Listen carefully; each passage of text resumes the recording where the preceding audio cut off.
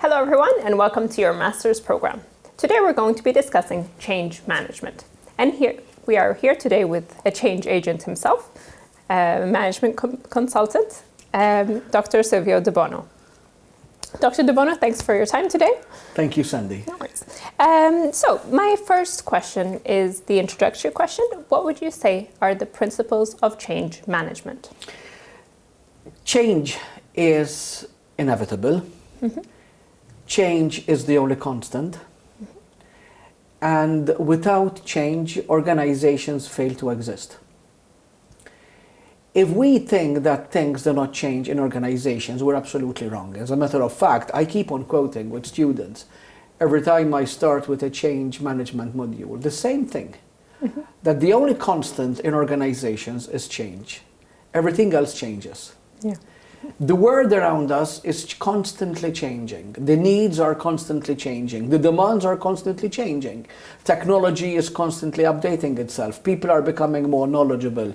New ideas are coming along. The world has become one global village. Is there anything which has remained constant? Nothing.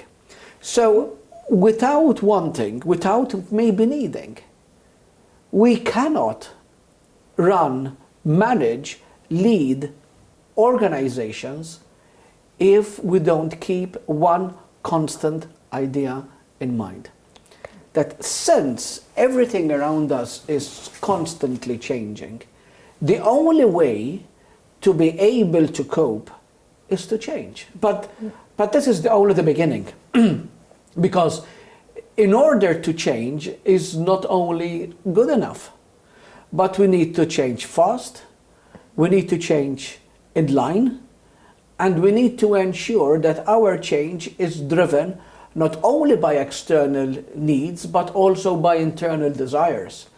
Because if change is only driven externally, then we're only changing because someone else has told us to do so, or because external needs have put on us pressure that we change the way we are operating without us really feeling the need to change.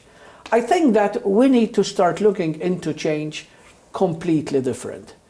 In order for us to keep on moving, to keep on going, to keep on being profitable in our organizations, the only way how we can achieve that is by constantly upgrading ourselves, upgrading the way we work, upgrading our technology, upgrading our ideas, because the way we work, the way we thought that things should be done last year, 5 years ago, 10 years ago is too much now, it's so different. I mean, look around you. Fashion is constantly changing. Computers are constantly changing and they're constantly upgrading your programs. Your mobile phone applications are constantly changing. And why is this happening? Can you remain the same person you were last year? The answer is definitely no. The question, I think, should be in a rather different way. Is not only what is it, or what are the principles only, which I believe is a very good question because it sends the fundamentals. But I think the question is, can we avoid change? And the answer is definitely no. So what happens to those organizations who are not changing as fast as they should? Undoubtedly, they're not being competitive. What is happening to those employees who are not updating themselves with the new skills, with the new competences that the market requires? They're not remaining employable. What is happening to those institutions, including NGOs, for example, which have not realized that the world is becoming more competitive, and to compete for the same funds, they have to update their marketing strategy. People are donating money to other NGOs. So change is the only way to remain competitive. Without change, we fail to exist. All right, thanks for that. Could you describe the different types of change? Okay, generally I would try to develop a matrix in mind. Okay. And the matrix is a very simple one indeed, that change could be strategic or operational. A strategic change is a forward-looking change, which is more directly influenced by the anticipatory needs that the organization is forecasting. Operational change is more driven by internal needs that are happening within the organization. So very often an internal driven change, an operational change which is internally driven is, for example, that I want to improve the level of efficiency and effectiveness in the organization. So these are two parameters. Then there are two other parameters which I generally look into, which is whether it is proactively or reactive. Reactive change is you are changing something. You could change as you know, a small part of a process, or you can change a whole process, or you can re-engineer a whole process. But it could be reactive. And you are doing it because you found out that probably in the past there could have been some things which were not working well, and therefore which required your personal or group or team or organizational action. So when you are reacting to something which is happening. And then you've got proactive change. So you're changing, which could be both operationally and strategically, but because you are forecasting something else. So as the slide shows, if you put these in a 4-quadrant matrix diagram, you've got the operational and strategic on the horizontal axis, and you've got the reactive and proactive on the vertical axis here. We've got 4 quadrants. And change can be fit in any of these 4 quadrants. Now, what I would like to tell students following this module in the master's program is that it is never the case where a change agent or any manager or leader in an organization is only concerned with one of these 4 quadrants. But generally, and we have seen this, I mean, I have seen this from over now a quarter of a century working in change management. You would realize that any change generally involves either of these 4 quadrants. So the change could be technically driven by an internal reactive issue. And generally that is a problem, that is an issue, that is something which is not working in the organization, which could be led by a complaint, which could be led by, you know, something which was not well organized in the whole process. So that requires action. So there is a type of change which is reactive and operational. And a lot of changes are of this nature. And contrary to what people think, Sandy, there's nothing wrong with this type of change. I mean, it would be wrong if you know that this needs to change, but for some reason or another, you're not doing it. That would be absolutely wrong. Yes. That would be absolutely wrong because you are forbidding the organizations from developing from correcting past mistakes. But then on another quadrant, you could have, as the diagram shows, you could have, for example, strategic and proactive change. That is where the organization is highly interested in being more competitive, where the organization's strategy is to be at the forefront of competition. That is the other quadrant, as we can see from this diagram, which we have available. So at any point in time, any change agent, any manager, any leader in the organization would see himself or herself in these 4 quadrants.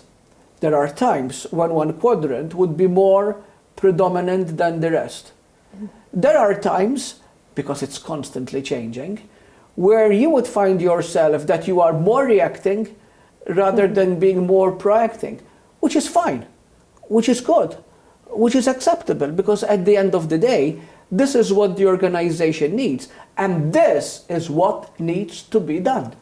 So, as you can see, the axis, these 4 axes, gives us as consultants and gives the students a good, clear understanding. Now, What we can do is we can take each quadrant here, each one of these 4 quadrants, and amplify on it and understand it further, and then identify how change is carried out at this particular point in time.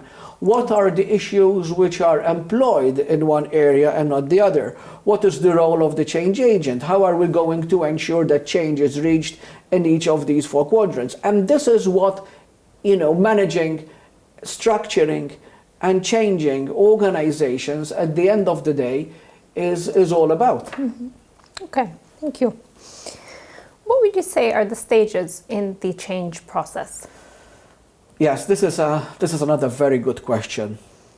Along the years, in the course of time, there have been a number of theories which have evolved. But I truly think that the basis of all theories remains Kurt Levin's theory of the 3-step model. Then other models have developed, like the 8-step model, like the Weisbord model, so on and so forth. But Kurt Levin's theory's model, which is the unfreeze, change, and freeze again, as this 3-step model, in my opinion, remains the classical model that you cannot work in change management. You cannot really be employed as a change agent or part of a change management team and do not understand the basic framework of this theoretical example. And if you would allow me, I would like to give a very simplistic example of how this particular theoretical framework works. The first step of this 3-step model is unfreeze. Mm-hmm. And I usually explain it this way. Imagine that you've got a big block of ice, 1 meter by 1 meter. And you would like to change the shape of this block of ice to a sphere. Mm-hmm. What do you do? Some people would say you can take the chisel and you can start changing its shape. But then you would be losing its volume. You would be losing away a very important particles of that cube, and they would be lost, they would be gone. Mm-hmm. And this is not the role of the change agent. The role of the change agent remains to use each and every particle in this 1 meter by 1 meter cube block of ice and change that into a sphere. So, using the same volume, the first thing which you have to do is to unfreeze it, is to get it back into water. Mm-hmm. And this is the first step of any change management program, any change management process. And we do this by studying the operations. We do this by understanding the different particles of the organization.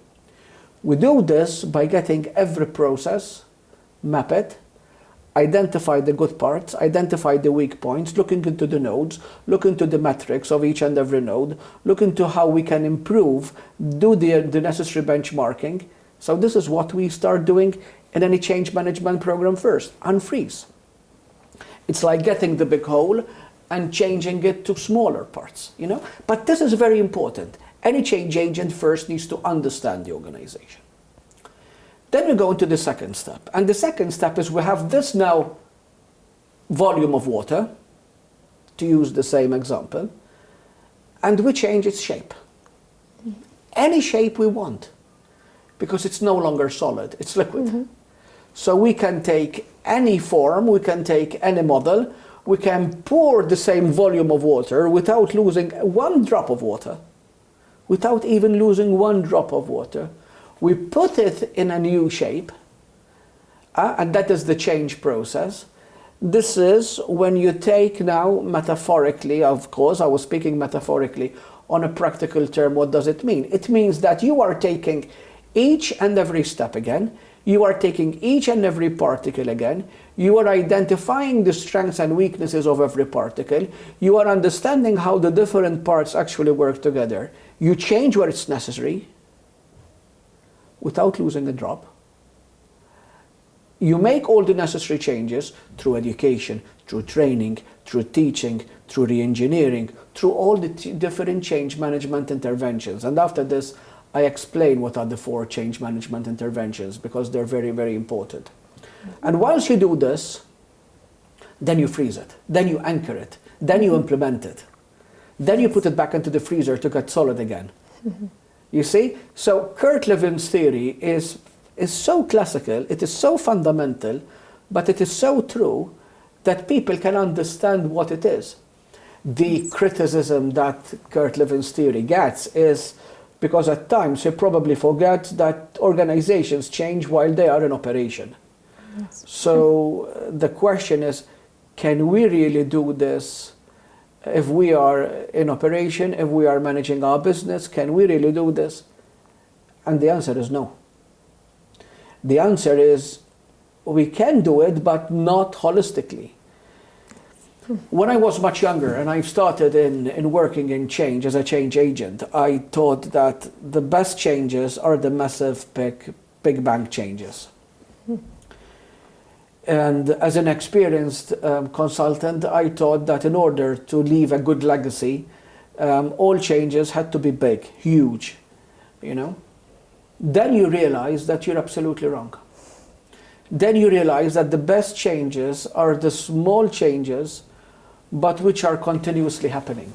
So small, constant changes by different stakeholders in the same organization, that is what makes best and better changes. Now, as part of this question, I've promised that I would also explain the 4 change management interventions, if you would allow me. Sure. The change management interventions, I would explain them as like being the 4 wheels of a car. Okay. So you cannot have 3 wheels, but you still need the 4 of them. There are times where there's more pressure on one tire, on one wheel, but the 4 of them are working simultaneously and contemporaneously. The 4 different interventions, strategic interventions in any change management program are the human process intervention, and I explain what they are. The human resource management intervention, which are different. Some students actually confuse them. The techno structural intervention and the strategic intervention. Now, interventions are the tools. As I said in my previous explanation, when I've used that slide as a matrix, there are the 4 quadrants, because that is the different type of change that you are employing. But then you need the different intervention, the tool to reach every of those change that I've explained earlier on. In any change management program, the human process intervention is the key. The human process intervention is when the change agent actually uses different human process methods, like focus groups, like T groups, like communication models, to explain why we're changing, how we're changing, and why we're changing. We as consultants, we call this, technically using the technical words, the buying process. Because unless you have the buy-in process, which is the human process intervention, any other intervention that you are actually carrying out is useless. People could say that change could be very much top-down. Yes, some change is very much top-down, particularly if you're doing structural changes. And if you're doing policy changes, that is very much top-down. But for change to be effective, it needs to be bottom-up. And this is when you get a change in behavior and a change in attitude. So any change we recognize needs to be both top-down and bottom-up. And using these type of 4 methods, for ways of changing, the top-down and the bottom-up. For the structural and policy, that's the top-down. And behavioral and attitude and culture, which are the bottom-up, are all required. But in order to do that, first we need to start with the human process intervention. Some people, some change agents, unfortunately, they do not give this its due importance. And this is where change often fails. Because if people within an organization are not completely aware that change is required, change is needed, and change is wanted, if any of these 3, using Krugher's theory, as we have on the slide, if we use Krugher's theory here, any of these 3 is not in place, change is rejected. It has to be needed, it has to be wanted, it has to be possible. And to ensure that change is needed, wanted and possible, change has to be communicated. And this is the critical, valuable importance of primarily starting with the human process intervention. Mandatory, always present, whatever change you make, irrespective if it's big, irrespective if it's huge, irrespective if it is reactive or proactive, always there. Then we are left with three other interventions: the strategic, the techno-structural, and the human resource management. Once the human process intervention is carried out, then usually we carry out change for a purpose. Yes. And the purpose is that any change management process should have an objective. And an objective is required because it needs to be measured. Because if you're starting to carry out a change management process and you don't know the objective, then you wouldn't know when you're going to end. So for you to know when the whole process is going to end, you need to know the objective.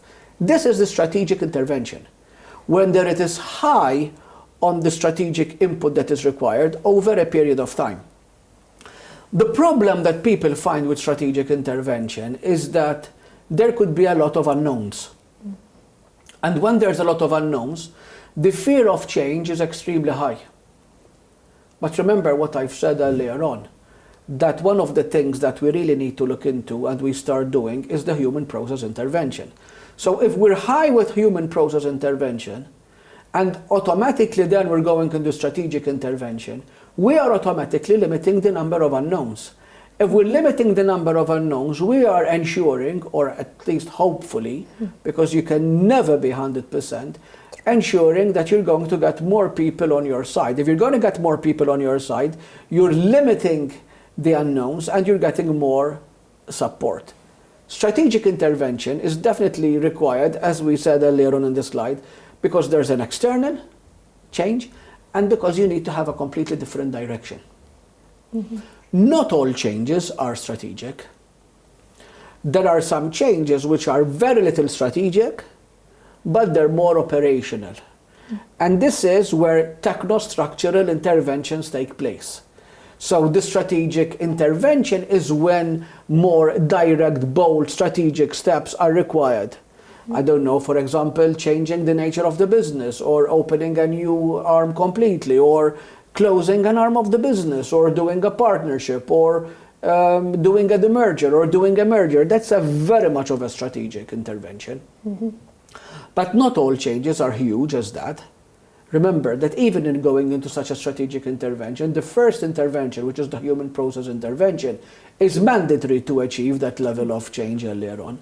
Then there's the techno-structural intervention. The techno-structural interventions are generally what I've termed earlier on as the operational interventions. A change in structure, a change in the operations, a change in the technological affairs. Not necessarily IT, but technology in the way we operate. So the techno-structural intervention is the changes in the way we operate. Very often there are changes which are highly techno-structural. There are some little changes which could be strategic. There are more changes which are techno-structural. Both are there. In order to support these changes, you need the human process interventions and the human resource management interventions. We started with the human process. The human resource management interventions are the human resource management actions that are required to support the strategic intervention and the techno-structural intervention, like training and development, like more recruitment, like better performance management control. So these are all human resource management interventions that ultimately support this whole change management process. I think I gave quite an elaborate answer of how to implement change. And very detailed too. Thank you. All right. Now we know that change can be tangible and it can be intangible.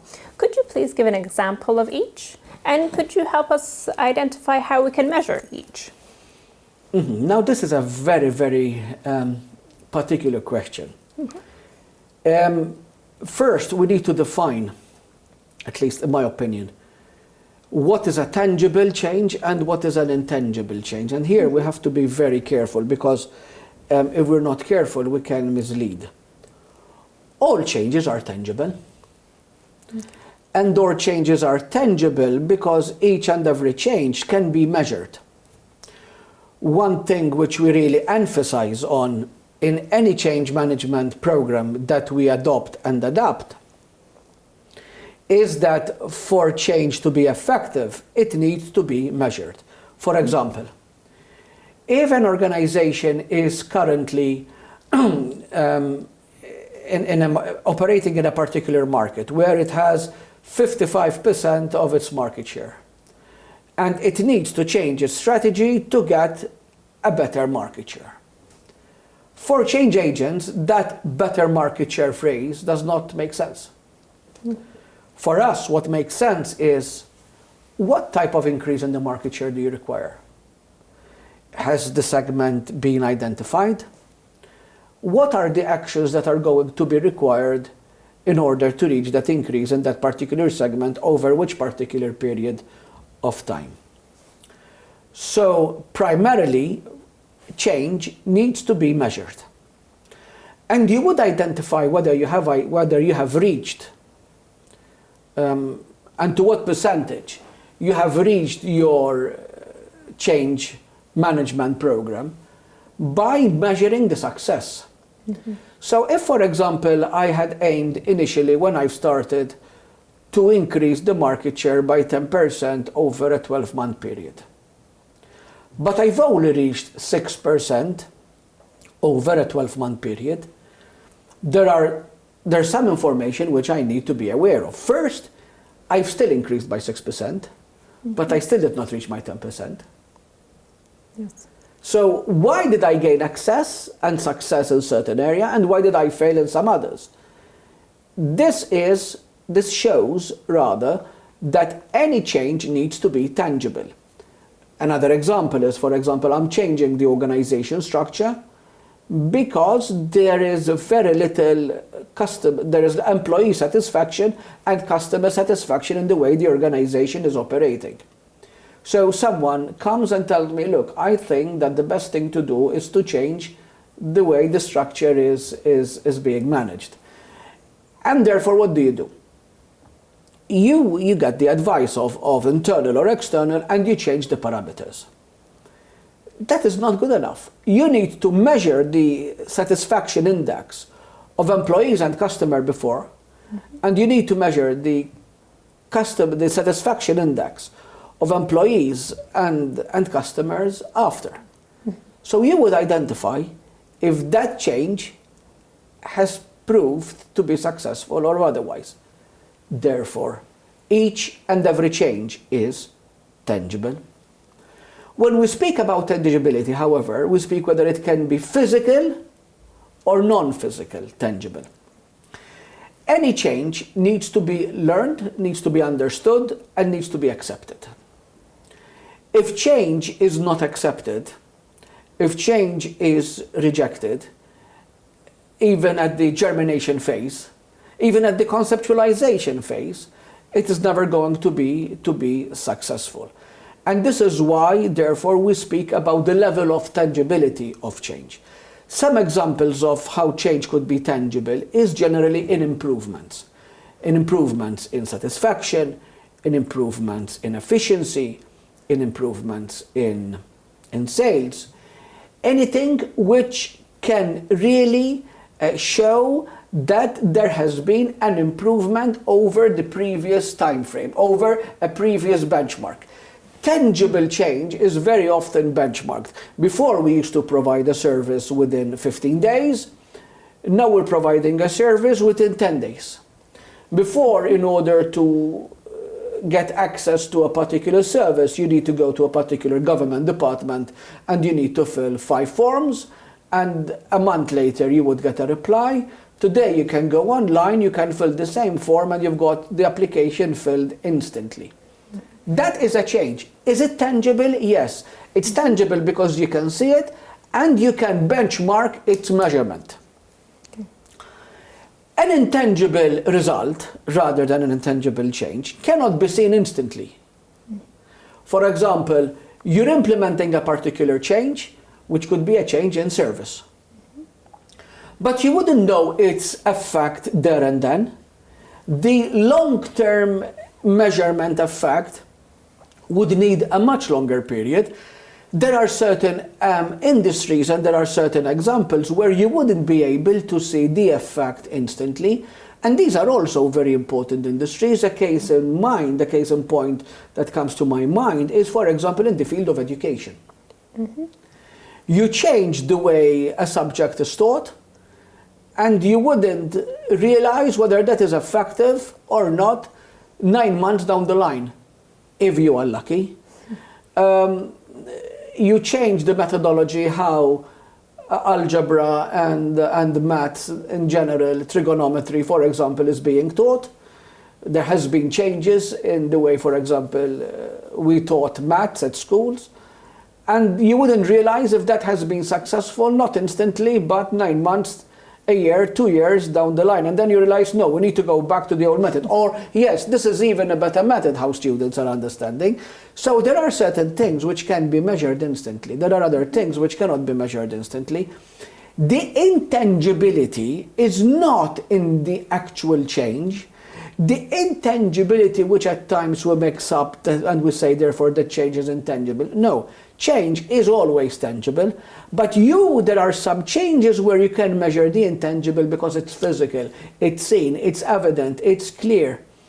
You can obtain that particular information there and then, so you can adjust, change, modify very quickly. There are some other changes which you wouldn't know. Some of the strategic changes you wouldn't know immediately because it requires a period of time over which you can measure the success or lack of success or failure. Because you could be planning a very good change, you implement, but unfortunately could not work. Because we take it for granted that when we're going to change something, we're changing it for the better. And this is why some people would even reject change, because I know that you have a question about why people reject change or why people adapt to change. Maybe we can go to this question. The reason why people reject change or why people actually resist change is for 3-4 different reasons. Primarily because we are creatures of the same habit. There are people who actually go from their home to the workplace every single day. They leave home at the same time. They use the same network unless there's traffic or unless there's roadworks. If that happens, they go mad. It's an inconvenience. Because we're changing the way we usually do things. Because as humans, we are very much creatures of the same habit. Yes. And if we're creatures of the same habit, we, for personal reasons, we do not like to change. Doing things every single day in the same way is effortless. In class, I usually start by asking a very simple question. The first question would be, do you all agree with change? And they would say, oh, yes, definitely. And I never met a student, particularly, and we teach adult students, who would say, no, I don't like change. I think change is bad. No one ever says that. And then I would say, but are you all proactive to change? And they would say, oh, yes. So these are 2 definite, very good yeses, which I usually get. And then I tell them, okay, after 5 days that you've been coming here, after, I don't know, how many months you've been coming here, you've never changed your place in class. When you go back home and you're having your dinner, you're probably going to sit in the same place. And you came to work or you came to our institute using the same road network, and you probably parked your car in the same spot. And if someone parked there, you say, but that's my spot, Because we are creatures of the same habit, and it becomes effortless. So this is why people resist change. Other times people resist change in this whole process because they don't know how to do it. Yeah. And it's very easy to reject rather than to accept incompetence. Very few people would actually accept incompetence, and they would say, no, I don't want to do this. This is not my job. This is someone else's job. I'm not paid to do this. So they would reject rather than saying, I'm incompetent. change is rejected as well at individual level and organization level because it is misunderstood. And this is where I blame change agents and managers for not actually communicating change to others. And you can never expect people down the line to embrace change if they are not well informed. The worst thing that can happen, and this happened not once, and we had employees talking to us, our customers talk to us in this particular way. They've learned about the change in their organizations through the media or through others. Yeah. So how would you expect people in that respective organization to embrace change when they are part of the stakeholders and they have not been informed that there are going to be some changes in the organization? This is quite, it's much more, it happens more often than we think. Sometimes it's not intended. Sometimes it's not intended for the very simple reason that people at the very top, they are very much pressured to implement change. Because obviously the best top-down change is implemented when there's very little time available. So you don't have time to discuss. So you're there to impose.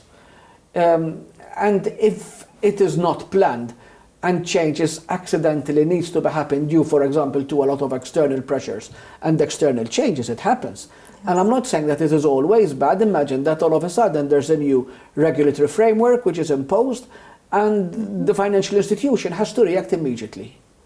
There's very little time to actually inform all the other stakeholders about it, and all you can do is probably send an email or send a note. And then you would have people saying, quite rightly, but not justifiably at times, is this the way that they're informing us? They could have met us. Little do they know that even people at top management did not have the time. So we have to be very careful. So people also react change when they're not involved. People also refuse change when they don't understand it. When they see very little value, or where change has been repetitively happening. It's like a new broom cleans sweeper, that's how you say it? Well, sweeps cleaner, the other way around. A new broom sweeps cleaner. And it happens because every time there's a new person, he or she tries to do things differently. But some people get tired. It's like it's change fatigue. They constantly, a new person comes along and brings a new change. A new person comes along and brings a new change. Could be from a very small thing like a change in the mission statement and the vision statement and the logo and the organization structure. These are the things which are very visible, which you call tangible earlier on. And some people get the fatigue of this. And they say, here we go again. And change there loses its credibility completely. Okay, all right. Thank you for that. My last question for you, Dr. De Bono, is what is the relationship between change management and the organizational strategy? I think there's really no organizational strategy without change.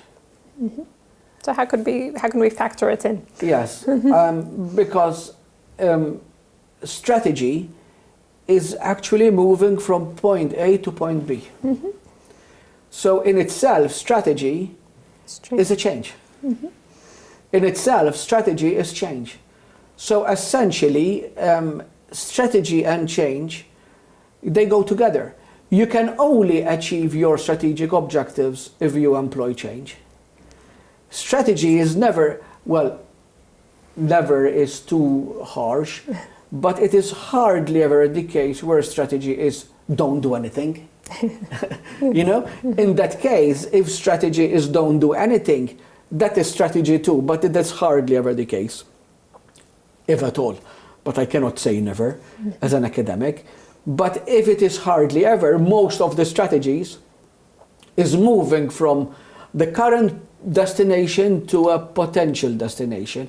And there is where it definitely needs to be part and parcel of change. So essentially, change is part of strategy, or you can only achieve strategy, you can only achieve the strategic objectives if change is part and parcel of those strategic objectives. if you're trying to achieve strategic objectives without having a change strategy in place, it's like trying to get from one country to another without having a passport. It's like trying to go from one place to another without having the means of transport, unless you're going to jog it, but that's also a means of transport. So change and strategy, they go so much together that to achieve the strategic objectives, you need to have a change plan in place as part and parcel of that strategic objective. All right. That concludes the questions I have for you. Thank you very much. And thank you for your time with us. So there you have it. Today we spoke about change management. Our key topics included the definition of change and change management. We looked into reasons why people resist change and the factors why they resist change. And lastly, we tied in with how change management and Again.